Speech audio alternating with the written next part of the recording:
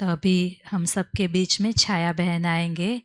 विशेष विरुद्ध आहार क्या होता है, हम जो समझते हैं कि नहीं ये सही है, पर कई बार ऐसा होता है कि वो सही नहीं होता, बस हमको नॉलेज नहीं होती है, इसलिए हम उसको सही समझ लेते हैं। तो उसी पर प्रकाश डालेंगे। तो छाया बहन का हम बहुत बहुत दिल से हमारे बीच में स्वागत करते हैं। अंकलेश्वर तपोवन में आप 15 साल से समर्पित रूप से सेवाएं दे रहे हैं। तो 1 घंटा हमको पूरा प्रकाश डालेंगे कि क्या खाना और क्या नहीं खाना। ओम शांति। Good morning.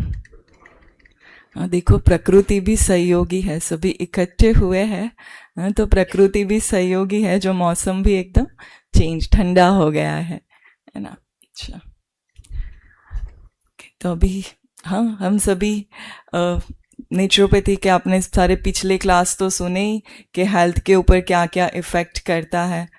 तो अभी देखेंगे कि आहार का क्या रोल है, जो भी भोजन हम लेते हैं उसका हमारे हेल्थ के ऊपर क्या इफेक्ट होता है।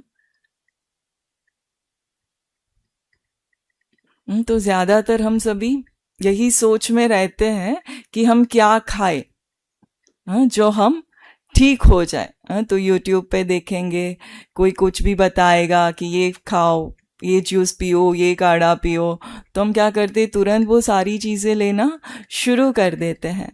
लेकिन एक चीज़ समझना बहुत ज़रूरी है, जितना ज़रूरी है हेल्दी भोजन लेना, उससे कई गुना ज़्यादा ज़रूरी है उस भोजन का सही समय पर पाचन होना। आपने पिछले क्लास में सुना ही होगा कि जो भोजन हम लेते हैं वो अगर ठीक से पचता नहीं है तो क्या होता है, हाँ, सड़ता है। तो उससे फिर अशुद्धि बनती है, तो वही फिर रोग का कारण बनता है। तो हम कितना भी कुछ हेल्दी खा ले, लेकिन उससे भी ज्यादा जरूरी है उसका सही समय पर पाचन होना, तभी वो भोजन का हमें बेनिफिट मिलता है।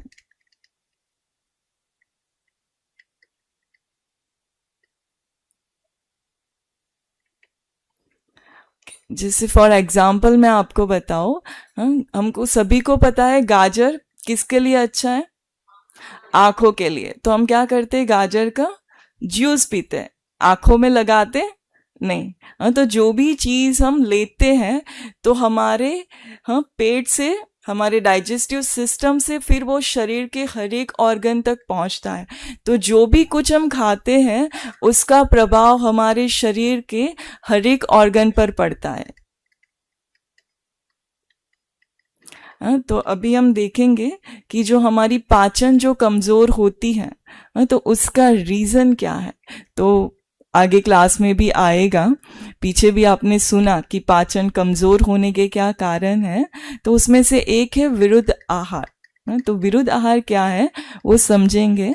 जैसे हर एक व्यक्ति के स्वभाव कैसे अलग अलग होते हैं, तो जो भी चीजें हम खाने में लेते हैं तो अब देखो वो भी अलग अलग प्रकार की है। हर एक का टेस्ट अलग है, हर एक का रंग अलग है, हर एक की सीजन अलग है, हर एक को पकाने की सिस्टम अलग है। तो हर एक का पकने का टाइम अलग है, पचने का टाइम अलग है। कोई पचने में भारी है, कोई पचने में हल्का है। तो हर एक का एक अपना अपना गुण धर्म है, स्वभाव है।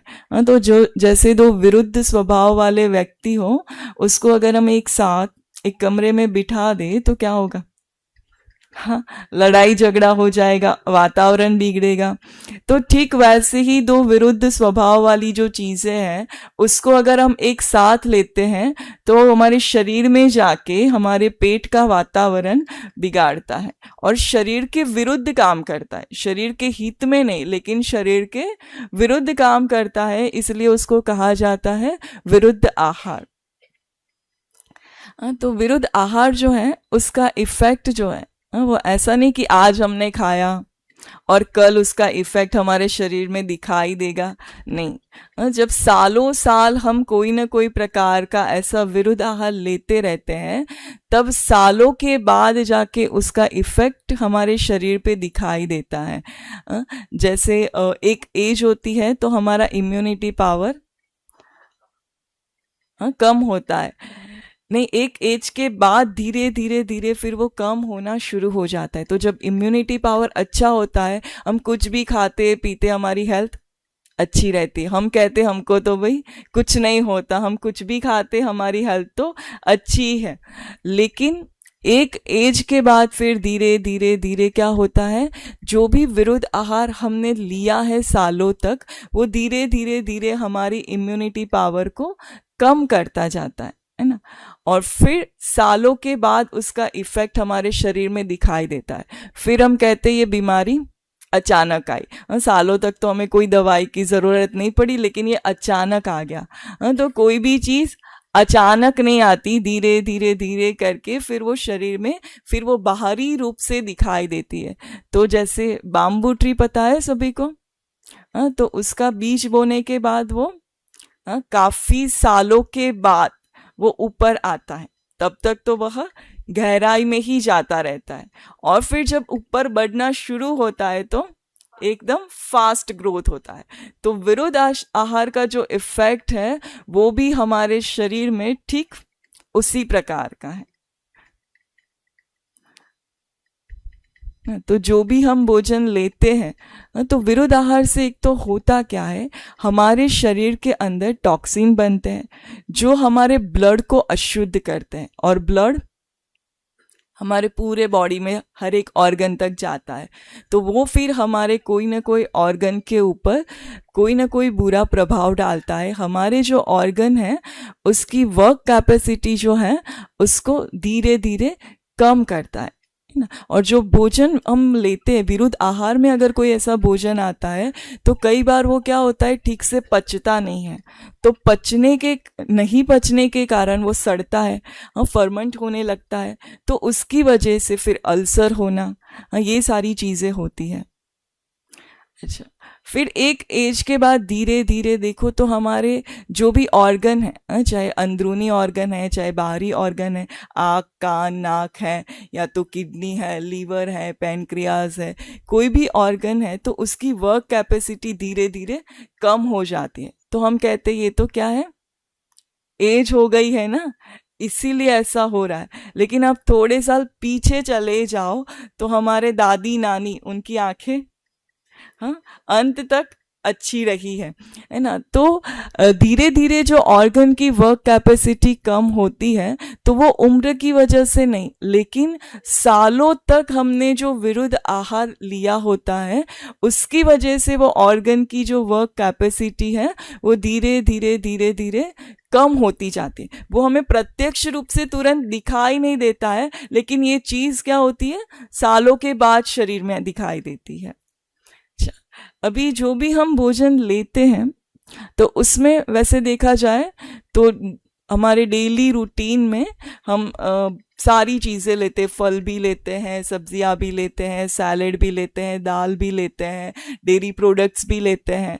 तो मेन 3 टाइप की कैटेगरी होती है।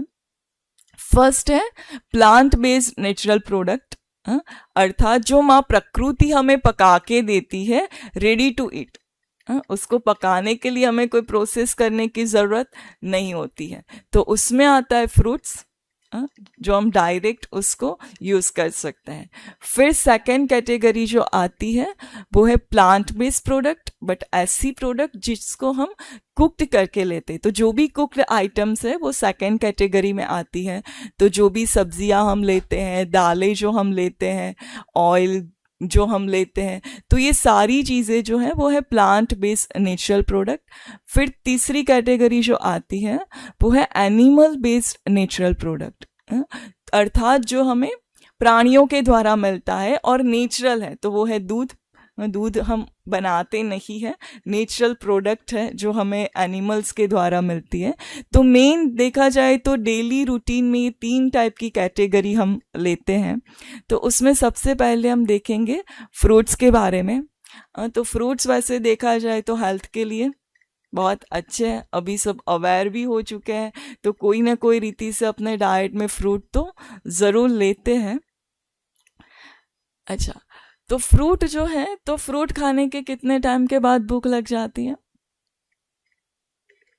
हाँ, 1 घंटा। और अगर हमने सब्जी रोटी खाया हो तो 3-4 घंटे आराम से निकल जाएंगे। अर्थात फ्रूट जल्दी से पचता है और सब्जी रोटी को पचने में टाइम लगता है। लेकिन जब हम इन दोनों को एक साथ लेते हैं तो होता क्या है, ना फ्रूट अच्छे से पचता है, ना सब्जी रोटी जो हमने लिया है उसको अच्छे से पचने देता है। तो फिर वो क्या होने लगता है, नहीं पचने के कारण वो सड़ने लगता है ना। आप देखो तो जैसे कोई भी एलोपैथी डॉक्टर होते तो वो शुगर वालों को मना करते कि स्वीट फ्रूट्स नहीं खाने। क्यों? क्योंकि उससे शुगर लेवल बढ़ता है।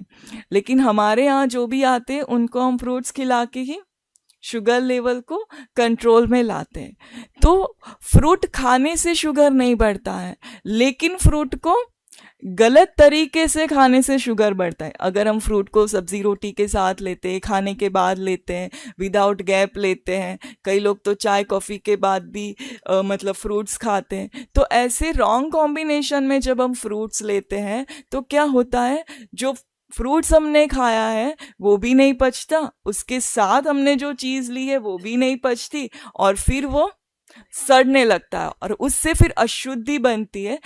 अर्थात जैसे शुगर बढ़ा हुआ है तो वो भी नेचुरोपैथी की भाषा में कहेंगे तो वो एक प्रकार की क्या है, अशुद्धि, जो बढ़ा हुआ शुगर है। तो कोई भी चीज़ जो माँ प्रकृति ने हमको दी है वो सारी वैसे देखा जाए तो हेल्थ के लिए तो अच्छी है, लेकिन उसको लेने का तरीका क्या करता है, वो हेल्दी चीज़ को भी अनहेल्दी बना देता है।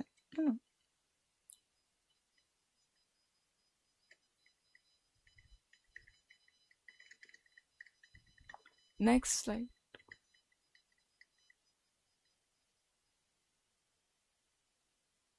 ओके, तो देखो जैसे फॉर एग्जांपल मैं आपको बताऊं कि जैसे खिचड़ी है, ठीक है, तो हमारे घर में जैसे कभी खिचड़ी बची हुई हो, कोई फ्रूट कटा हुआ बचा हो, तो क्या दोनों को मिक्स करके एक बाउल में रख के फ्रिज में रखेंगे? क्यों नहीं रखेंगे? वो अलग चीज़ है, दोनों अलग अलग चीज़ है। अच्छा, हमारी भोजन की थाली में हम फ्रूट्स भी खाएंगे, सब्जी रोटी भी खाएंगे, उसके साथ फिर कई लोग छाछ भी लेंगे, है ना। तो हमको इतना नॉलेज है कि ये दोनों चीज को अगर हम एक साथ फ्रीज में रखेंगे तो वो बिगड़ जाएगा, और अगर गलती से हमने फ्रीज में रख भी दिया तो नेक्स्ट डे हम क्या करेंगे, फेंक देंगे, डस्टबिन में डाल देंगे। लेकिन हमारे पेट में लेने के टाइम हम तो मतलब हमको नॉलेज है लेकिन अवेयरनेस नहीं है ना। तो फ्रूट और अनाज दोनों को अलग अलग टाइम पे लेना है। तो फ्रूट और अनाज के बीच में 3 से 5 घंटे का गैप चाहिए। फ्रूट के बाद अगर हमको अनाज लेना है तो 3 घंटे, और अनाज के बाद अगर हमको फ्रूट लेना है तो 5 घंटे, क्योंकि अनाज को पचने में ज़्यादा टाइम लगता है ना। अच्छा, 3 घंटे का गैप तब रखना है जब हम पेट भर के अच्छे से फ्रूट खाते हैं। नहीं तो कई बार कई लोग क्या कहते हैं, वो तपोवन वालों ने सुनाया था कि 3 घंटे का गैप रखना है, तो फिर इतनी सी ग्रेप्स खाएंगे और फिर 3 घंटे का गैप रखेंगे। तो इतना लंबा गैप तब रखना है जब हम पेट भर के फ्रूट खाते हैं। जैसे यहाँ पे अभी आप सभी को ब्रेकफास्ट में पेट भर के फ्रूट दिया है, तो फिर आपको जो पका हुआ फूड है उसके लिए 3 घंटे का गैप चाहिए। और उसके बीच में अगर हमको भूख लगती है तो हम सलाद ले सकते हैं, है ना। दोनों के बीच में, फ्रूट और सलाद के बीच में 1 घंटे का गैप चलता है, ठीक है। अच्छा, अभी आप देखो फ्रूट्स में भी तो कितने सारे प्रकार के वैरायटी है। कोई पचने में भारी है, कोई पचने में हल्का है, कोई खट्टा है, कोई मीठा है, कोई गर वाले हैं, कोई जूसी है। हर एक का टेस्ट, हर एक की सीजन, सब कुछ अलग अलग है। तो दो विरुद्ध प्रकार के फ्रूट जो हैं, अर्थात समझो दो विरुद्ध प्रकार की केमिकल्स। हाँ, तो दो विरुद्ध प्रकार की चीजें जब हमारे शरीर में जाती है तो शरीर में जाके वो कोई तीसरी ही चीज बनाती है, और कोई ना कोई उसका आपस में केमिकल रिएक्शन होता है, और वो फिर हमारे अंदरूनी ऑर्गन पर कोई ना कोई प्रकार का प्रभाव छोड़ जाता है। तो इसीलिए अच्छा है कि हम एक समय पे क्या करें, एक ही प्रकार का फ्रूट लें। दूसरा, जब हम एक समय पे एक ही प्रकार का फ्रूट लेते हैं तो एक ही प्रकार के फ्रूट की अच्छी क्वांटिटी हमारे बॉडी में जाती है, तो न्यूट्रिशंस वैल्यू भी हमें अच्छी मात्रा में मिलते हैं। और दूसरा, वो क्लींजिंग का, शुद्धिकरण का भी बहुत अच्छा काम करते हैं। तो इसलिए एक समय पे एक ही प्रकार का फ्रूट लेना हेल्थ के लिए अच्छा है। खट्टे और मीठे फ्रूट, है ना, तो एक खट्टा है, दूसरा मीठा है, तो वो दोनों को भी एक साथ नहीं लो, उसके बीच में भी हो सके तो 3 घंटे का गैप रखो। ठीक है, ओके। दूसरा, कई बार हम लोग क्या करते हैं, जैसे अभी सब अवेयर हो चुके हैं, तो हम लोग क्या करेंगे, लंच बॉक्स में या टिफ़िन में भी क्या करते हैं, कई बार हम फ्रूट्स कट करके ले जाते, क्योंकि हमारा नियम होता है हमको फ्रूट्स तो खाना है, तो कैसे भी करके खाना है, तो फ्रूट्स कट करके ले जाते हैं। तो एक्चुअली फ्रूट्स को कट करने के 20 मिनट के अंदर ले लेना चाहिए। अब देखो, फॉर एग्जांपल मैं आपको बताऊँ, एप्पल जो है, तो एप्पल को अगर हम कट करके रखते हैं तो थोड़े टाइम के बाद क्या होता है, उसका कलर जो है वो चेंज होने लगता है। तो हमको लगता है इसका कलर ही चेंज हुआ ना, इसमें क्या हुआ, वो ऐसा बिगड़ा हुआ तो दिखाई नहीं देता है, तो खा लेते हैं। लेकिन जिस चीज का कलर चेंज होता है या स्ट्रक्चर चेंज होता है, तो साथ साथ उसके गुण भी चेंज होते हैं। और ऐसा फ्रूट अगर हम खाते हैं तो फिर वो क्या करता है, हमारे शरीर में कहीं ना कहीं इन्फेक्शन को बढ़ाता है। फिर हम सोचते हैं कि हम इतना हेल्दी फ्रूट खाते हैं फिर भी हमारे शरीर में प्रॉब्लम क्यों है, तो उसका रीज़न है हम उसको किस तरीके से ले रहे हैं, है ना। तो फ्रूट्स कट करने के 20 मिनट के अंदर ले लेना चाहिए। फिर जैसे देखो, फॉर एग्जांपल जैसे पपीता जैसा फ्रूट है, तो उसको भी अगर हम थोड़े टाइम कट करके रखते हैं तो कलर चेंज नहीं होता, लेकिन उसका स्ट्रक्चर चेंज होने लगता है ना। तो ऐसा फ्रूट भी मतलब अवॉइड करना चाहिए। तो फिर कई बार हमारे मन में क्वेश्चन होता है कि बड़ी साइज का फ्रूट हो तो हम क्या करें, जैसे वाटरमेलन है या पपीता है। तो जब ऐसे बड़ी साइज वाला फ्रूट हो तो उसको क्या करो कि जैसे आपको जितना चाहिए उतना आप एक साइड से उसको कट कर दो, और बाकी का जो पोर्शन बचा हुआ है, तो जो ओपन सरफेस है उसको आप ढक्कन से कवर करके फिर आप उसको रख सकते हैं। ठीक है, और जब आप उसको नेक्स्ट टाइम यूज़ करते हैं तो क्या करो, पतला बारीक लेयर कट करके फिर उसको यूज़ करो। हाँ, जैसे फॉर एग्जांपल मैं आपको बताऊँ, वाटरमेलन कितना बड़ा चौड़ा माँ प्रकृति ने लेयर दिया है, क्यों, क्योंकि उसके अंदर लिक्विड सबसे ज्यादा मात्रा में है। लेकिन हम उससे भी होशियार, जो क्या करते हैं, वो बड़ा चौड़ा लेयर जो सेफ्टी के लिए दिया था उसको निकाल करके आर्टिफिशियल डिब्बे का लेयर दे देते हैं, है ना। तो इसीलिए फिर जो बेनिफिट हमको मिलना चाहिए वो नहीं मिल पाता है। तो इसीलिए फ्रूट्स को कभी भी ऐसे कट करके नहीं रखना चाहिए। कई बार जैसे बच्चों को भी क्या करते, टिफिन के अंदर सब्जी रोटी के साथ फ्रूट्स भी कट करके दे रहे, क्योंकि आजकल स्कूल में भी हेल्दी लंच बॉक्स का कॉन्सेप्ट निकला है, तो साथ में फ्रूट्स भी कट करके देते हैं। तो हमको लगता है हम बच्चों को कितना हेल्दी खिला रहे हैं, लेकिन ये हेल्दी नहीं है, ये कहीं ना कहीं रोग का फिर पीछे कारण बनता है। ठीक है, अच्छा। दूसरा, जो भी हम फ्रूट्स लेते हैं तो कई बार फ्रूट्स के ऊपर हम थोड़ा सा चाट मसाला या नमक या काला नमक ये सारी चीज़ें छिड़कते हैं। अभी देखो, फ्रूट्स जो हैं उसकी जो प्रकृति है वो है अल्कलाइन, वो शीतलता देने वाले फ्रूट्स हैं। लेकिन जो भी सारे मसाले हैं, चाट मसाले या नमक या काला नमक, वो सारे क्या है, एसिडिक है। तो अभी अल्कलाइन फ्रूट के ऊपर हम एसिडिक मसाले अगर छिड़क के खाएंगे तो क्या होगा, वो अल्कलाइन फ्रूट को भी एसिडिक बना देगा। फिर हम सोचते हैं कि हम इतना अल्कलाइन फ्रूट खाते हैं फिर भी हमारे शरीर में इतनी एसिडिटी क्यों हो रही है, जलन क्यों हो रही है, शरीर के अंदर इतनी गर्मी क्यों है। तो उसका रीज़न है हम अल्कलाइन चीज़ को भी एसिडिक बना के ले रहे हैं, तो इसलिए फ्रूट्स के ऊपर कभी भी कोई भी प्रकार के नमक है या नींबू है या कोई भी प्रकार का जो मसाला है वो अवॉइड करना चाहिए। माँ प्रकृति ने हमको जो टेस्ट में दिया है उसको उस टेस्ट में लेना अच्छा है। अच्छा, दूसरा, कई बार क्या होता है, कोई भी फ्रूट्स है या वेजिटेबल्स है तो वो अपने नेचुरल टेस्ट से कुछ अलग टेस्ट होता है। जैसे फॉर एग्जांपल मैं बताऊँ, जैसे ग्रेप्स है, तो ग्रेप्स की सीज़न अभी शुरू ही हुए, तो शुरुआत में आप देखो तो खट्टे आते हैं, तो वो फिर अवॉइड करना चाहिए, है ना। तो जिसका जो नेचुरल टेस्ट है वो नहीं है, तो वो, जैसे लौकी भी है, तो कई बार लौकी भी क्या होती है, कड़वी आती है, तो वो भी अवॉइड करना चाहिए। तो उसके नेचुरल टेस्ट से अगर अलग टेस्ट है तो फिर ऐसी चीज़ें अवॉइड करनी चाहिए। अच्छा, वैसे तो देखा जाए तो कुछ भी खाने के बाद पानी नहीं पीना है, लेकिन फ्रूट्स खाने के बाद खास ध्यान रखना है, पानी बिल्कुल भी नहीं लेना चाहिए, अवॉइड करना चाहिए। आपको प्यास मतलब लेना है तो आप आधे पौने घंटे के बाद ले सकते हैं, उसमें भी मेलन खाने के बाद बिल्कुल नहीं लेना चाहिए।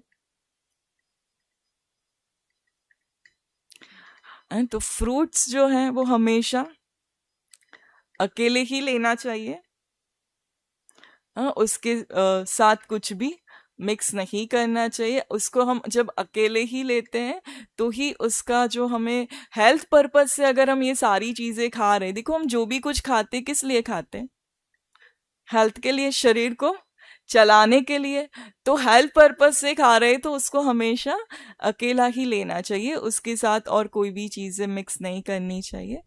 अच्छा, दूध, तो जो भी दूध हम लेते हैं, तो वैसे देखा जाए तो दूध जो है वो अपने आप में एक संपूर्ण आहार माना जाता है। उसके अंदर प्रोटीन भी है, उसके अंदर फैट भी है, उसके अंदर सारे मिनरल्स भी हैं, कैल्शियम भी है, तो वो एक अपने आप में संपूर्ण आहार भी माना गया है। और वो एनिमल बेस्ड प्रोडक्ट है, तो वो पचने में थोड़ा भारी भी रहता है ना। तो दूध जो है, वैसे देखा जाए तो हमारी हेल्थ के लिए देसी गिर गाय का दूध अच्छा है। तो आजकल देखो तो मार्केट में जो सिंथेटिक मिल्क मिल रहा है, तो जितना हो सके हम उसको अवॉइड करें उतना अच्छा है, क्योंकि ये जो भी सारे मिल्क मिल रहे हैं तो उसमें ज़्यादातर केमिकल्स होते हैं। फिर बाहर से तबेले आदि से भी जो भी दूध लाते हैं तो उसमें भी क्या करते, वो जो भी गाय या भैंस रखते हैं उसको भी हॉर्मोन्स के इंजेक्शन देना, ये सारी चीज़ें रहती है। तो इसलिए ऐसा जो मिल्क है वो अवॉइड करना चाहिए। इसलिए देखो बहुत सारे लोग आजकल वीगन बन रहे हैं, आप गूगल करेंगे तो आपको ये सारी चीज़ें इजीली मिल जाएंगी। तो आजकल कैंसर इतना कॉमन हो चुका है, उसका एक रीज़न ये भी है, जो भी हम मिल्क प्रोडक्ट्स ले रहे हैं तो वो भी एक कैंसर का रीज़न है। अच्छा, दूध जो है तो ज़्यादातर हम लोग सभी को हैबिट होती है दूध के जो शेक बना के हम लेते हैं, फ्रूट शेक बना के लेते हैं, chikoo shake, mango shake, fruit salad लेते हैं, फ्रूट कस्टर्ड बना के जो लेते हैं।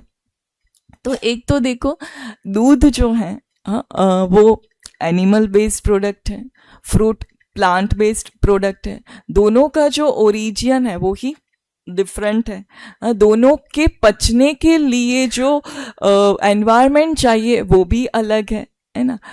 फ्रूट है तो वो है अल्कलाइन, और जो भी दूध है तो वो है एसिडिक। तो फ्रूट और दूध हम जो दोनों चीज़ों को एक साथ लेते हैं तो होता क्या है कि वो शरीर में जाके दूध अच्छे से, ना दूध अच्छे से पचता है ना फ्रूट को अच्छे से पचने देता है।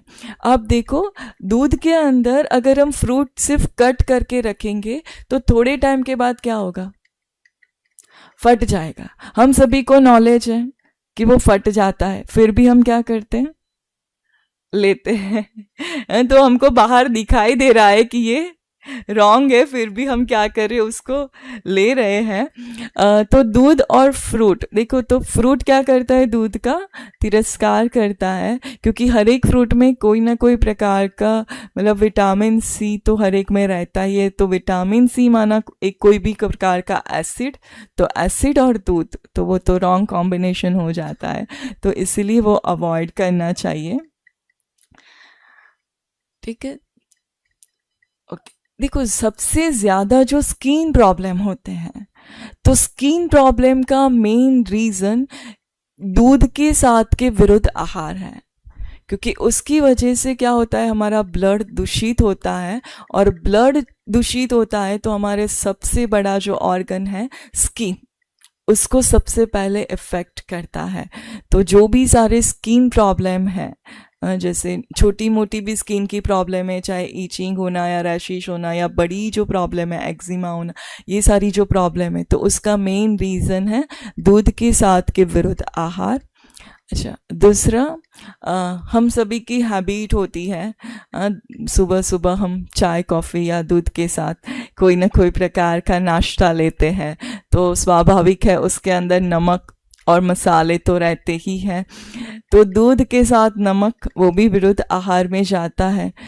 तो एक्चुअली उससे होता क्या है, जो न्यूट्रिशंस बॉडी को मिलने चाहिए दूध में से, वो मिल नहीं पाते जब उसके अंदर हम नमक और मसाले डालते। उल्टा वो शरीर के लिए रॉन्ग कॉम्बिनेशन बन जाता है, विरुद्ध आहार बन जाता है, जो टॉक्सिन को बढ़ाने का काम करता है। तो दूध के साथ जो भी हम चाय कॉफ़ी मतलब बिस्किट जो लेते हैं हम, तो वो भी रॉन्ग कॉम्बिनेशन में जाता है। अच्छा, कई लोगों को हैबिट होती है खाने के टाइम सब्जी रोटी के साथ भी दूध आदि लेने की हैबिट होती है, तो वो भी अवॉइड करना चाहिए। अच्छा, आजकल सब लोग बहुत अवेयर हो चुके हैं, तो चीनी छोड़ रहे हैं, तो क्या करते हैं, चीनी की जगह गुड़। हम समझते गुड़ क्या है,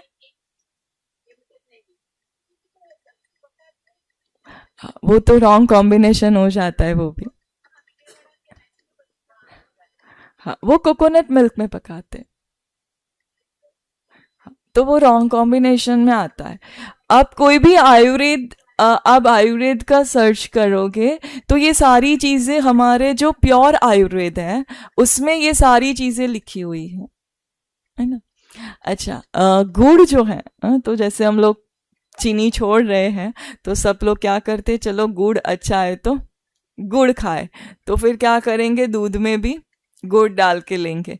हाँ, हमारे यहाँ कई ऐसे भी आते, कहते हम चीनी तो बिल्कुल भी नहीं लेते, हम तो चाय भी गुड़ वाली पीते हैं तो चाय में भी पियेंगे तो भी गुड़ डाल के पियेंगे।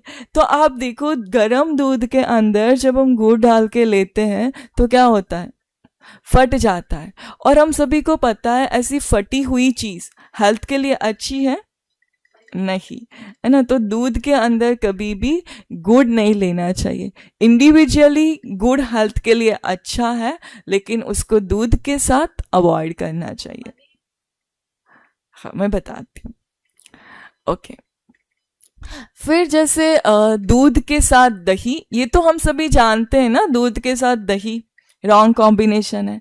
हाँ, तो वैसे तो देखा जाए तो हम सभी दूध के साथ दही कभी भी नहीं लेते हैं, लेकिन फिर भी कहीं ना कहीं इनडायरेक्टली दूध एंड दही कॉम्बिनेशन मिक्स आ जाता है। फॉर एग्जांपल मैं आपको बताऊं कि जैसे कभी भी हम मतलब कोई मेनू होता है, प्रोग्राम फंक्शन होता है, तो कई बार कढ़ी भी बनी होती है, बासुदी भी बनी होती है, और हमारी आदत है जो बनाए सब कुछ चखना तो ज़रूर है, तो हम ये भी खाएंगे वो भी खाएंगे, है ना। हाँ, तो चखना ज़रूर है, तो उसमें ये हो जाता है। फिर दूसरा, जैसे कढ़ी है तो मावे वाली जो भी स्वीट है, जो खोया में से जो भी स्वीट बनाते हैं, तो वो भी क्या है, उसमें है तो बना तो वो दूध से ही है ना, तो इसीलिए उसको भी आप दही के साथ, या फिर जैसे सभी की आदत होती है भोजन के साथ वो स्वीट लेते हैं, तो उसको उसके साथ अवॉइड करो। आपको खाना है तो आप भोजन के 2 घंटे के बाद, मतलब खाना चाहो आप ले लो। हाँ, नहीं वो तो वो मैं बताती हूँ आगे, ठीक है। तो ये उसको अवॉइड करना चाहिए। तो मतलब दूसरा, दूध के साथ तले हुए नाश्ते, तो वो भी आ गया। दूध जो है वो है एनिमल बेस्ड फैट, ऑयल और जो भी तली हुई चीज़ है उसमें है प्लांट बेस्ड फैट, तो इसलिए दोनों को मिक्स करके नहीं लेना चाहिए। अच्छा, हाँ हाँ, तो ये सारी चीज़ें रॉन्ग। देखो, विरुद्ध आहार के अंदर बहुत सारे रॉन्ग कॉम्बिनेशन ऐसे भी है जो है रॉन्ग कॉम्बिनेशन, लेकिन उसको फिर एज अ औषधि लिया जाता है। लेकिन जब औषधि की तरह लिया जाता है तो उसकी कुछ मात्रा होती है और कुछ दिन की साइकिल होती है। जैसे दवाई का डोज कैसे होता है, वैसे जैसे फॉर एग्जाम्पल मैं आपको बताऊं, पंचामृत, पंचामृत सभी को पता है ना। तो उसमें होता क्या है, दूध, दही, इलायची, शक्कर, शहद। वैसे देखा जाए तो सारी चीजें रॉन्ग कॉम्बिनेशन है, लेकिन हम उसको इतना खाते हैं। वो कब दिया जाता है, जब कभी भी पूजा होती है या कथा होती है तो प्रसाद के रूप में 1 चम्मच दिया जाता है, उससे ज्यादा नहीं दिया जाता। और उसकी बनाने की भी पूरी प्रोसेस है, मेथड वाइज उसको बनाया जाता है। तो ऐसी चीज जब थोड़ी मात्रा में जो जाती है, पंचामृत जो हमारे कल्चर में है, तो वो फिर औषधि की तरह काम करता है। इसीलिए उसको बहुत थोड़ी मात्रा में दिया जाता है, ज्यादा मात्रा में नहीं दिया जाता है ना। तो फिर कई बार हम सोचते थोड़ी मात्रा में लेते तो क्या हो गया, ज्यादा भी लेंगे तो लेकिन मात्रा बहुत इंपॉर्टेंट है। अगर जहर भी थोड़ी मात्रा में लिया जाए ना तो वो भी हमारे शरीर के लिए औषधि का काम करते हैं। लेकिन वो मात्रा अगर ज्यादा हो गई तो फिर वो उसका जहरीला इफेक्ट दिखाना शुरू कर देता है।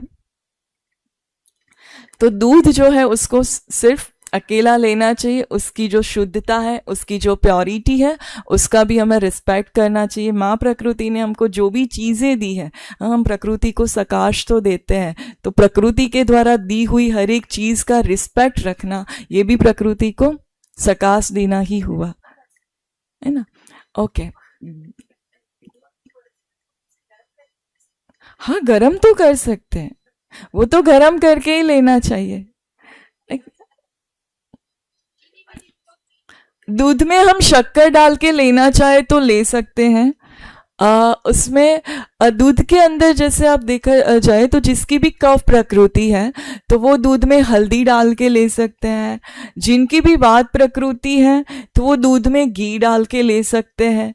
और जिनकी पित्त प्रकृति है तो वो दूध के अंदर फिर जो शक्कर आती है, चीनी नहीं लेकिन जो बड़ी बड़ी शक्कर आती है वो मिश्री, वो यूज कर सकते हैं। लेकिन अगेन है, उसको पचना चाहिए। अगर आपको अच्छे से डाइजेस्ट होता है तो आप लीजिए, ठीक है।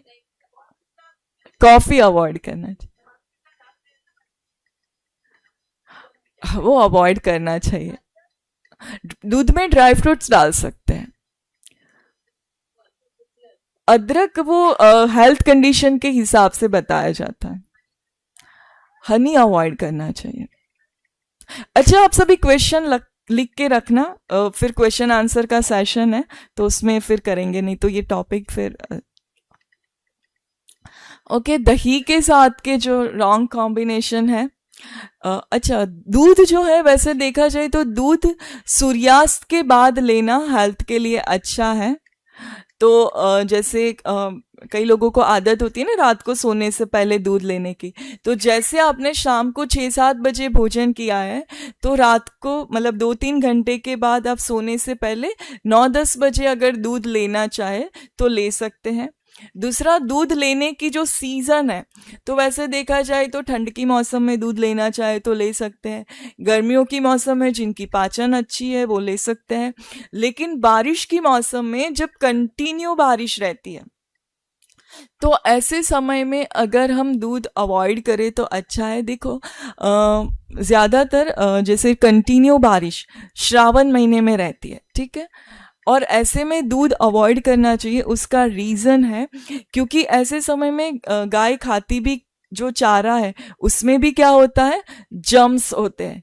तो पहले के लोग मानते थे कि ऐसा दूध हमारे शरीर के लिए विष समान है, मतलब हेल्थ के लिए नहीं है। तो पहले के सभी लोग क्या करते थे, श्रावण मास के अंदर जब कंटिन्यू बारिश रहती थी तो दूध की आइटम्स नहीं लेते थे। सभी क्या करते थे, दूध का त्याग कर देते थे। और इसीलिए हमारे कल्चर में दिखाया है श्रावण मास के अंदर सबसे ज्यादा पूजा किसकी होती है, शिव बाबा की होती है। हाँ, और उनको क्या चढ़ाया जाता है, दूध।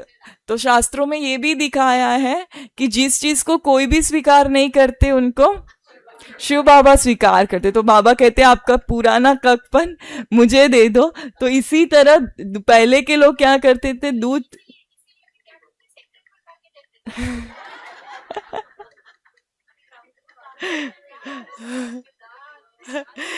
लेकिन हमें तो उसको उसका भी त्याग करना है। तो इसीलिए लेकिन अभी देखो तो सीजन जो है, तो अभी ऐसा नहीं कि श्रावण मास में ही कंटिन्यू बारिश रहती है, लेकिन जब भी ऐसा कंटिन्यू बारिश वाला मौसम हो, ऐसे टाइम पे दूध और दूध की जो भी आइटम्स है वो अवॉइड करनी चाहिए। क्या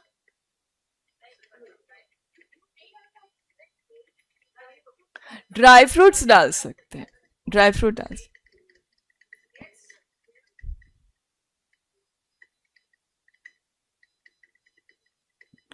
ओके, दही। ओके, तो वैसे देखा जाए तो दही जो है, तो दही के अंदर भी प्रोटीन होता है ना। तो जो भी हम दही, दूध, दही ये सारी चीजें लेते हैं वो प्रोटीन है, तो वो एनिमल बेस्ड प्रोटीन है। दूसरा है प्लांट बेस्ड प्रोटीन, तो जो भी हम दालें लेते हैं उसमें से हमको प्लांट बेस्ड प्रोटीन मिलता है। तो वैसे देखा जाए तो प्लांट बेस्ड प्रोटीन अर्थात दालों से जो मिलता है और डेयरी प्रोडक्ट्स जिससे जो प्रोटीन मिलता है, इंडिविजुअली वो दोनों हेल्थ के लिए तो अच्छे हैं। लेकिन जब ये दोनों चीजों को हम एक साथ मिलाते हैं तो क्या होता है, हाँ ना, दूध दही का फायदा मिलता है ना दालों का फायदा मिलता, उल्टा ही वो हमारी पाचन को प्रभावित करते हैं, पाचन को कमजोर करते हैं। तो इसीलिए दूध दही के साथ जो भी प्लांट बेस्ड प्रोटीन है वो अवॉइड करना चाहिए। तो जो भी न्यूट्रिशंस हमको मिलने चाहिए, जो भी प्लांट बेस्ड प्रोटीन और एनिमल बेस्ड प्रोटीन, जैसे कैल्शियम, हम सोचते हैं कि हम सारी हेल्दी चीज़ें खा रहे हैं, दही ले रहे हैं, दूध ले रहे हैं, फिर भी क्यों नहीं मिल, कैल्शियम की डेफिशिएंसी है, आयरन की डेफिशिएंसी है, प्रोटीन की डेफिशिएंसी आ रही है। तो उसका रीज़न है, जब ये हम बार बार रिपीटेशन में ये रॉन्ग कॉम्बिनेशन लेते हैं तो जो न्यूट्रिशंस और मिनरल्स एब्जॉर्ब होने चाहिए बॉडी में वो नहीं हो पाते हैं। ओके, तो दही जो है, तो वैसे देखा जाए तो दही ज़्यादातर हम कौन सी सीज़न में लेते हैं, गर्मियों के मौसम में। हाँ, और उसमें क्या डाल के लेते हैं, जीरा डाल के लेते हैं। अच्छा, जीरा किस लिए डालते हैं, पाचन के लिए। अच्छा, दही वैसे देखा जाए तो उसकी जो प्रकृति है वो गर्म है, तो इसीलिए हम उसमें जीरा डालते हैं जिससे वो ठंडा हो, है ना। तो वैसे देखा जाए तो जो दही हम लेते हैं उसको सुबह 10 बजे तक लेना हेल्थ के लिए अच्छा है। छाछ अगर हम ले रहे हैं, पतली छाछ, तो वो दोपहर में लेना अच्छा है, और दूध रात को सूर्यास्त के बाद लेना अच्छा है। तो ये पूरी साइकिल है। अच्छा, दूसरा दही के साथ के जो रॉन्ग कॉम्बिनेशन है, तो वैसे देखा जाए तो दही के अंदर भी एक प्रकार की खट्टाई है, टमाटर है, नींबू है, या फिर कच्चा आम है, या इमली है, सभी में भी क्या है, खट्टाई है। लेकिन अब देखो तो हम कोई भी भोजन बनाते हैं, हम खट्टाई डालते हैं, हमको टेस्ट से पता चल जाता है कि ये किस चीज़ की खट्टाई है, नींबू की खट्टाई है या टमाटर की है या फिर कच्चे आम की है। तो हर एक में खट्टाई का टेस्ट बल है, खट्टाई बल है, लेकिन खट्टाई का जो रीजन है वो हर एक में अलग अलग है।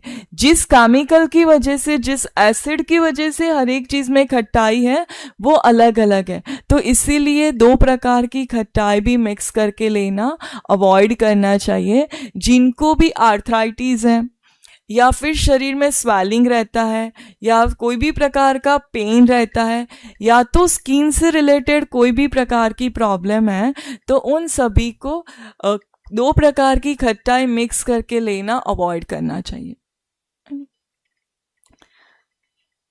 ओके, दूसरा जैसे कई लोग जैसे दूध नहीं लेते हैं, तो कई बार स्मूदीज बनाते तो उसमें क्या करते हैं, दही डालते हैं, और फिर फ्रूट और दही का चाट बना के लेते हैं। तो दही और फ्रूट वो भी एक साथ अवॉइड करना चाहिए, है ना। अच्छा, दूसरा जैसे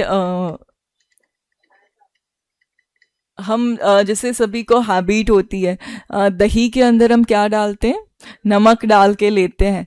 तो अब हम सभी को पता है कि दही के अंदर हमारी गट की हेल्थ के लिए जो बैक्टीरिया चाहिए, अच्छे बैक्टीरिया है, हम सभी जानते हैं। लेकिन क्या होता है उसमें, जब हम नमक डाल देते हैं दही और छाछ में, तो जो अच्छे बैक्टीरिया है वो क्या हो जाते हैं, डिस्ट्रॉय हो जाते हैं। तो अगर हम हेल्थ पर्पज से दही और छाछ ले रहे हैं तो उसमें नमक अवॉइड करना चाहिए। लेकिन अगर हम उसमें डालना चाहें तो जो भी ब्लैक सॉल्ट आता है, काला नमक जो आता है, वो थोड़ी मात्रा में अगर डालना चाहे तो डाल सकते हैं, उससे ज़्यादा मात्रा में नहीं डालना चाहिए, बट थोड़ी मात्रा में ठीक है। अच्छा, दूसरा, जो भी हम रायता बनाते हैं, ठीक है, तो रायते में सबसे ज़्यादा यूज़ होता है खीरा। तो दही और खीरा, तो वो दोनों भी रॉन्ग कॉम्बिनेशन में आते हैं। तो खीरा एंड दही, हम सभी को लगेगा पता नहीं हम जो खा रहे थे वो रॉन्ग ही था, लेकिन ये सारी चीजें सालों के बाद पता चलती है ना। तो दही के साथ खीरा वो अवॉइड करना चाहिए।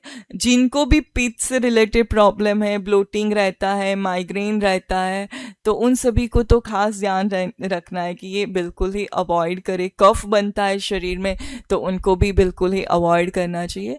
तो खीरा की जगह हम क्या यूज़ करें, तो खीरा की जगह हम लौकी यूज़ कर सकते हैं, पालक यूज़ कर सकते हैं, बीटरूट यूज़ कर सकते हैं, बथुए की जो भाजी आती है, बथुआ के जो होते पत्ते, वो भी हम यूज़ कर सकते हैं।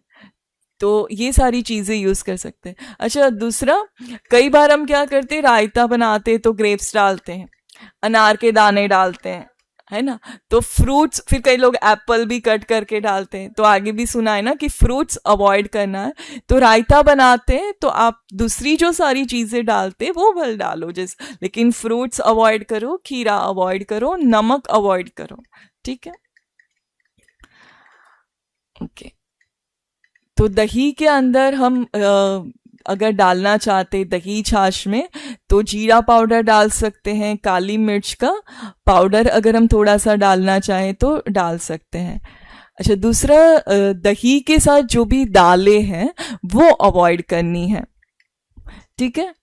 तो दही के साथ, दही और छाछ के साथ अगर हम लेना चाहे तो मूंग दाल बल ले सकते हैं, लेकिन दूसरे और प्रकार की जो भी दाल है, जैसे उड़द की दाल है, अरहर की दाल है, फिर जैसे छोले हैं, राजमा है, चना है, ये सारी चीज़ें दही के साथ अवॉइड करनी चाहिए। कई लोग क्या करते, छोले या बनाते तो उसमें भी बनने के बाद दही डालते हैं, फिर कई लोग क्या करते उसमें क्रीम भी डालते हैं, है ना। तो क्रीम तो मतलब मिल्क का ही बेस हो गया, तो वो भी अवॉइड करना चाहिए। क्या, उड़द दाल में भी अवॉइड करना चाहिए। जो तो उड़द की दाल के बड़े बनाते हैं, हम दही बड़े बनाते हैं, है ना, तो उसकी जगह हम मूंग दाल के बड़े बना के ले सकते हैं, दही डाल सकते हैं। मूंग दाल के साथ दही चलेगा, लेकिन उड़द की दाल के बड़े वो अवॉइड करो। तो हमें खाना तो सब कुछ है, लेकिन हमको ये देखना है कि हमको उसको किस चीज से रिप्लेस करना है, ठीक है। ओके, अच्छा, दूसरा, जो भी ग्रेन्स हम लेते हैं तो उसमें मेन तो हमारा रेगुलर जो भी ग्रेन्स आते हैं उसमें है चावल और गेहूं। तो वैसे देखा जाए तो चावल, और हमारी रूटीन जो थाली होती है उसमें हम दाल, चावल, सब्जी, रोटी वो हर रोज़ हम लेते हैं। तो दो प्रकार के ग्रेन्स भी मिक्स करके लेना अवॉइड करना चाहिए। देखो, जितना ज़्यादा मिक्सिंग होता है, जितना समझो वैराइटीज़ होती है हमारी थाली में, उतना ही वो पचने में भारी हो जाता है। हम सभी की हैबिट होती है जो भी बना है वो सब कुछ थोड़ा थोड़ा तो चखना ही है, और ये एक दिन की बात नहीं होती है, वो हर रोज की बात हो जाती है ना, फ्रीक्वेंटली ये चीज हो जाती है। तो ऐसा समझो, जितना भी हम मिक्सिंग करते हैं, जितना भी हम पूरा थाली में खिचड़ा कर देते हैं वो, तो उतना ही वो चीज पचने में भारी हो जाती है ना। हम देखने में भी कई बार कंफ्यूज हो जाते कि क्या खाए और क्या छोड़े, तो बेचारा पेट भी कंफ्यूज हो जाता है, क्या पचाए और क्या छोड़े, कैसे पचाए, पहले किसको हम करें, है ना। तो फिर ये सारी चीजें समझना बहुत जरूरी है। योगी की थाली मतलब सिंपल, है ना। तो जो भी गेहूं अनाज हम मिक्स करके लेते हैं तो वो भी अवॉइड करना चाहिए। एक समय पे एक ही प्रकार का अनाज हम लेते हैं, उतना ही हम उसको पाचन होने में अच्छा रहता है, उतना ही हमारी आंतें उसको अच्छे से डाइजेस्ट कर पाती है। और दूसरा कि एक ही प्रकार का ग्रेन होता है तो उसकी अच्छी क्वांटिटी बॉडी में जाती है, तो न्यूट्रिशंस वैल्यू भी हमें अच्छी मात्रा में मिल पाते हैं, है ना। तो इसीलिए जितना हो सके एक समय पे एक ही प्रकार का ग्रेन लेना अच्छा है। अच्छा, चावल तो वैसे देखा जाए तो साउथ इंडियन कल्चर में चावल बहुत मतलब ज़्यादा होते हैं।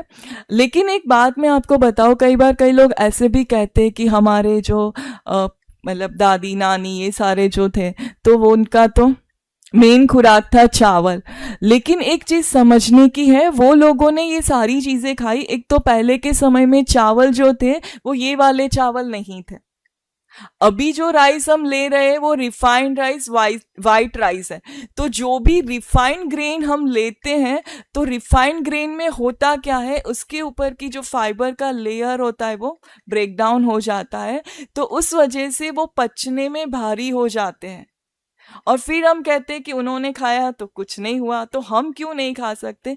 हमको अगर खाना है तो उनके जैसा खाना, मतलब वो सारी चीजें उनकी तरह लेनी पड़ेगी। तो पहले के समय में जो राइस थे तो वो अनपॉलिश्ड राइस थे। दूसरा, मिलेट्स को भी वो राइस ही बोलते हैं। जो भी मिलेट्स हम लेते वो भी वन टाइप ऑफ राइस ही है। हाँ, हम कहते हैं सामा चावल, है ना। तो वो वन टाइप ऑफ राइस ही, तो पहले के लोग ये सारे राइस लेते थे। और दूसरा, वो कोई भी राइस की चीजें लेते थे तो वो मतलब दाल चावल तो दाल चावल, इडली तो इडली, मतलब इडली सांभर चटनी, मतलब मिक्स करके नहीं लेते थे। हम तो क्या करते, दाल चावल भी खाएंगे, सब्जी रोटी भी खाएंगे, उसके साथ कोई स्वीट भी खाएंगे, कुछ नमकीन भी खाएंगे। पहले के जो लोग थे वो इतना तला हुआ या स्वीट में नहीं समझते थे, और पहले की जो स्वीट होती थी वो देसी वाली स्वीट होती थी। अभी की जो चीनी वाली स्वीट है वैसी स्वीट्स नहीं होती थी। ज्यादातर पहले के लोग गुड़ वाली स्वीट बनाते थे, तो जिससे गुड़ एक तो पचने में हेल्प करता है, डाइजेशन का अच्छा काम करता है, तो वो स्वीट भी क्या हो जाती थी, अच्छे से डाइजेस्ट हो जाती थी। अभी के समय में हम चीनी वाली स्वीट ले रहे हैं तो ऑलरेडी चीनी क्या है, पचने में भारी है। तो दूसरा जो भी भोजन हम लेते हैं ना, हम इतनी सी स्वीट चीनी की लेते हैं तो क्या होता है, लिए हुए भोजन को भी वो भारी कर देता है। तो इसीलिए ये सारी चीजें अवॉइड करनी चाहिए। और दूसरा, पहले के लोगों की आप लाइफस्टाइल देखो, सुबह जल्दी उठना, रात को जल्दी सोना, और कितना फिजिकल वर्क था। अभी हमारा कोई फिजिकल वर्क नहीं है ना। तो इसीलिए अगर हमको उनके जैसा खाना है तो हमको हमारी लाइफस्टाइल भी उनके जैसी बनानी पड़ेगी। दूसरा, पहले के समय में जो भी चीजें मिलती थी उसकी क्वालिटी भी आप देखो अच्छी थी, और अभी के समय में जो भी चीजें हमको मिल रही है, चाहे ग्रेन्स है चाहे सब्जियां है, तो उसकी क्वालिटी इतनी अच्छी नहीं है। क्वालिटी की मैं बात करूँ तो न्यूट्रिशंस वैल्यू भी पहले की कंपैरिजन में कम हो चुके हैं, क्योंकि अभी तो बहुत सारे रिसर्च होते रहते हैं, तो जेनेटिकली भी वो सीड्स को मॉडिफाइड करते हैं, तो बहुत सारे चेंजेस आ चुके हैं। तो इसीलिए वो लोग कुछ ऐसा खा लेते हैं ना तो उनको कोई दिक्कत नहीं होती। लेकिन अभी के समय में अगर हम कुछ ऐसा खाएंगे ना तो हमारा इम्यूनिटी पावर ऐसा नहीं है। इसीलिए विरुद्ध आहार अभी के टाइम में बहुत थोड़ा ध्यान में रखने जैसा सब्जेक्ट हो चुका है। तो जितना हो सके हम एक समय पे एक ही प्रकार का अनाज ले। दूसरा, जो राइस है, तो राइस आप लेना चाहो तो दोपहर में ले लो, रात को कभी भी राइस नहीं लेना चाहिए। हम सब लोग क्या समझते हैं कि चलो राइस पचने में हल्का है तो हम रात को खिचड़ी बना के ले ले, है ना, इजी, मतलब हल्का रहता है। बट रात को राइस लेने से होता क्या है एक तो रात के टाइम में हमारे शरीर में कफ भी बढ़ता है, वायु भी बढ़ता है। तो रात को राइस खाने से वो हमारे शरीर में कफ दोष को भी बढ़ाता है, वायु दोष को भी बढ़ाता है। हाँ, पुलाव भी उसमें ही आ जाता है ना। तो इसीलिए रात के समय में जो भी राइस की कोई भी आइटम है, रात के टाइम उसको आप अवॉइड करो। हाँ, दूसरा दूसरा जो है कि जिनको भी आर्थराइटिस है या जॉइंट पेन रहता है या बॉडी में स्वेलिंग है या कॉन्स्टिपेशन है, तो ऐसे लोगों को राइस जितना हो सके वो अवॉइड करे, उतना उनके लिए अच्छा है। ठीक है। अच्छा, दूसरा जो भी राइस, जैसे कई बार राइस बच जाता है तो हम क्या करते हैं, उसको दोबारा छौंक लगा के खाते हैं, और हम सभी को वो बहुत पसंद होता है। एक्चुअली फ्रेश राइस से ये छौंक लगाया हुआ बचा हुआ राइस होता है ना, वो ज्यादा पसंद होता है। लेकिन जो भी राइस है, ठंडा होने के बाद राइस, उसके अंदर एक प्रकार के बैक्टीरिया ग्रोथ होने लगते हैं जो हमारी हेल्थ के लिए अच्छे नहीं है। तो इसीलिए चावल को ठंडा होने के बाद उसको अवॉइड करना चाहिए, और उसको अगर दोबारा हम गर्म करते हैं तो वो बिल्कुल भी हेल्थ के लिए अच्छा नहीं है। तो ऐसे दोबारा छौंक लगा के चावल खाना वो अच्छा नहीं है। सुबह का चावल हम शाम को खाएं, शाम का चावल हम नेक्स्ट डे सुबह में खाएं, तो वो अच्छा नहीं है। हाँ, तो वो जैसे फर्मेंटेड करके लेते हैं लेकिन उसमें पानी डाल के रखते हैं, तो वो प्रोसेस थोड़ी चेंज हो जाती है। मैं वो राइस की बात कर रही हूँ जैसे हम राइस पका के रखते हैं, है ना। हाँ, हाँ, तो वो अवॉइड करना चाहिए। लेकिन जैसे राइस के अंदर, जैसे कर्ड राइस है तो राइस के अंदर दही डाल के रखते, हाँ, तो उसके अंदर फिर जो बैक्टीरिया ग्रोथ होते, क्योंकि उसका प्रोसेस उसके साथ मिलाई हुई चीज के साथ होता है, वातावरण के साथ नहीं, तो उससे क्या होता है, उसके अंदर अच्छे बैक्टीरिया ग्रोथ होते हैं, तो वो फिर B12 का अच्छा सोर्स बन जाता है जो कर्ड राइस हम लेते हैं। लेकिन जो इसी रीति से हम जो राइस रखते हैं वो अवॉइड करना चाहिए, है ना। और दूसरा, जैसे कर्ड राइस की भी बात कर रहे हैं, तो ये सारी चीजें हेल्थ के लिए अच्छी है, तो ऐसा नहीं कि हम उसको फ्रिक्वेंटली लेते रहें, है ना। वो भी, उसका भी मतलब ऐसा नहीं है कि हेल्थ के लिए अच्छा है तो उसको ज्यादा लेते रहे, उसको भी आप बीच बीच में लीजिए, ऐसा नहीं कि हर रोज फिर ये सारी चीजें लेते रहे। ठीक है। तो राइस के लिए इतना ध्यान में रखना है कि उसको कभी रात को नहीं लेना, दूसरा उसको छौंक लगा के। अच्छा, बासी फूड जो आता है तो आगे डिटेल में भी दूसरा आएगा, तो उसमें एक चीज और भी है जिसे आटा बांध के रखते हैं, है ना। तो कई बार क्या करते हैं हम लोग, आटा बच गया होता है तो वो फ्रीज में रख देते हैं, फिर हम क्या करते हैं, उसको नेक्स्ट डे रोटी बनाने में यूज करते हैं। आप देखो, जो आटा बंधा हुआ होता है उसका कलर भी थोड़ा चेंज हो जाता है। तो सिर्फ कलर चेंज नहीं होता, उसके गुण भी चेंज हो जाते हैं। हम सभी जानते हैं वो हेल्थ के लिए अच्छा नहीं है। एक तो हेल्थ के लिए तो अच्छा है ही नहीं, दूसरा धार्मिक रीति से अगर देखा जाए तो जब भी कोई शरीर छोड़ता है तो उसकी जब पिंडदान की विधि होती है तो उसमें भी क्या करते हैं, आटे का गोल बना के रखते हैं। तो ऐसा माना जाता है कि ऐसा आटे का गोल बना के जो हम रखते हैं रात के समय में फ्रीज में, तो वो नेगेटिव एनर्जी को अपनी तरफ अट्रैक्ट करता है। तो फिर ऐसी चीज अगर हम लेते हैं तो एक तो हेल्थ के ऊपर तो इफेक्ट डालेगा, तन के ऊपर इफेक्ट डालेगा, साथ साथ हमारे मन के ऊपर, मानसिक अवस्था के ऊपर भी प्रभाव डालता है। तो इससे अच्छा है ऐसा आटा आप रखे नहीं, या तो आप क्या करो, उसकी रोटी बना के रख दो, या तो फिर जैसे हमारे यहाँ गुजरात के अंदर तो सिस्टम है, रोटी बचती है तो उसका खाखरा बना देते हैं, है ना। तो वो भी सीजन के ऊपर डिपेंड है। ठंड की सीजन है तो ठीक है, क्योंकि ठंड की सीजन में वो खराब नहीं होता। गर्मियों की सीजन है, गर्मियों की सीजन में आप देखो तो सुबह की रोटी अगर बाहर है, फ्रीज में नहीं रखी है, बाहर रखी हुई है, तो वो हाँ शाम तक तो खराब हो जाती है। तो एक तो बारिश की सीजन में ऐसा अवॉइड करना चाहिए, गर्मियों में अवॉइड करना चाहिए। ठंड की मौसम है और आप फ्रीज में रखते हैं, तो जैसे सुबह की रोटी आप ले रहे हैं शाम को, तो वो एक अलग बात हो जाती है ना। तो सीजन भी मैटर करती है और कौन सी चीज आप ले रहे हैं वो भी मैटर। ओके, अभी टाइम हो गया है तो बाकी का हम नेक्स्ट सेशन में लेंगे। 2 मिनट साइलेंस में बैठेंगे।